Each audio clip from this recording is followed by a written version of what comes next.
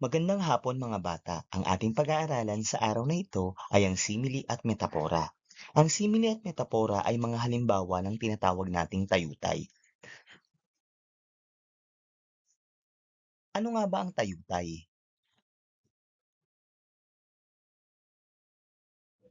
Ang tayutay ay isang masining na paraan ng pagpapahayag na gumagamit ng mga piling salita upang maging mas malinaw, mas makulay, mas mabisa at mas kawili-wili ang isang pahayag. Hindi ito laging literal. Kadalasan ay mas malalim o masining ang kahulugan nito.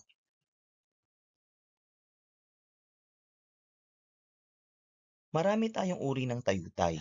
Una na rito ay ang tinatawag nating simile o pagtutulad.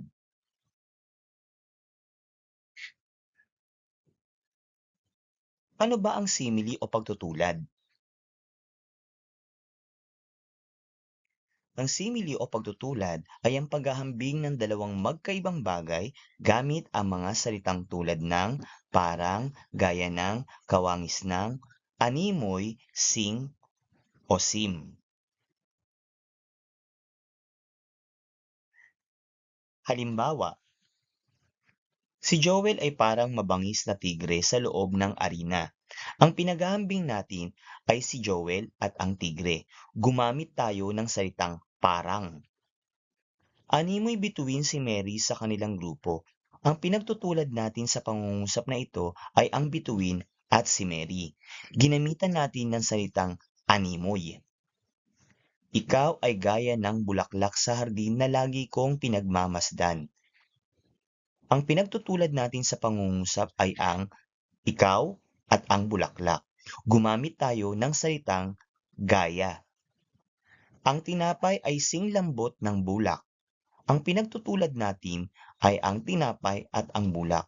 Gumamit naman tayo sa pagkakatong ito ng salitang singlambot.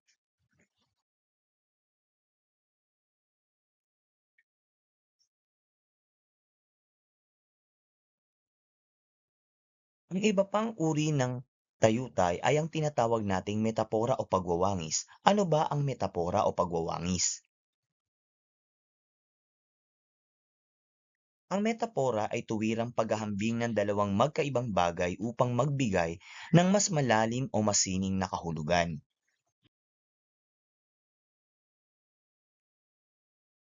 Hindi literal ang kahulugan ng metapora.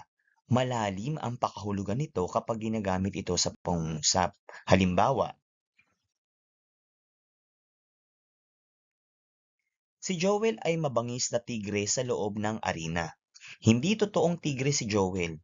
Ibig sabihin lamang nito na napakatapang, napakalakas, mabagsik at mahusay si Joel kapag nasa loob ng arena. Ikaw ang bituin ng aking buhay. Hindi totoong bituin ang tinutukoy dito, kundi napakahalaga, nagbibigay inspirasyon, nagbibigay liwanag, at nagbibigay kasiyahan ang taong iyon sa buhay ng nagsasalita.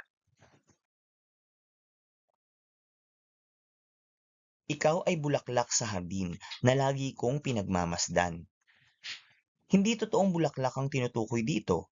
Ang ipinahihiwatig ng pangungusap ay maganda, kaaya-aya, kahanga-hanga at espesyal ang taong iyon kaya gusto niyang tingnan o hangaan.